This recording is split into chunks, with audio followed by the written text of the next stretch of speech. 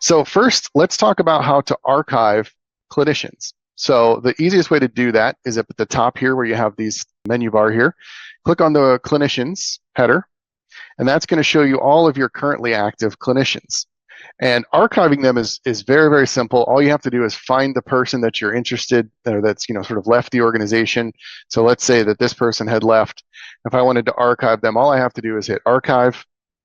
And it's going to say, if they have client files, it's going to ask you what you want to do with those client files. Do you want to give them to another clinician on the account? If so, you just select that clinician here. And that will, once you do the archive, it will move any of those clients, students, and all of their data over to the new person. Now, there's two options here. So has this person left your organization entirely?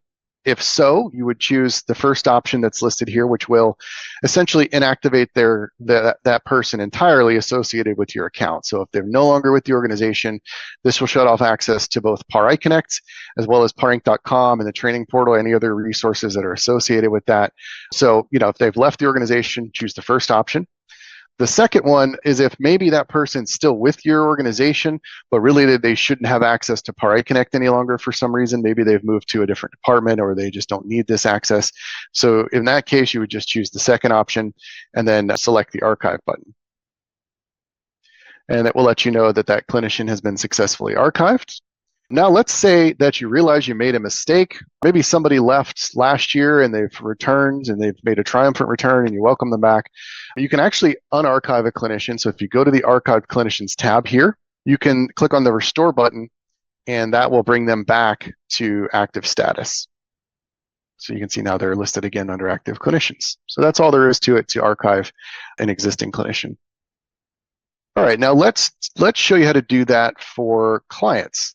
And there's probably the easiest way to do that is just go to the clients section at the top here, the clients menu. And you can do a search, or if you've got groups, you can also search by a group. So I've got one called group name 7. So you can see if I search by that group, all of the ones that come up in here are selected.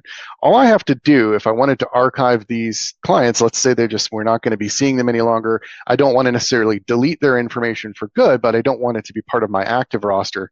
Will be to come in here and you can just select their button here and then select the archive clients button in the top right.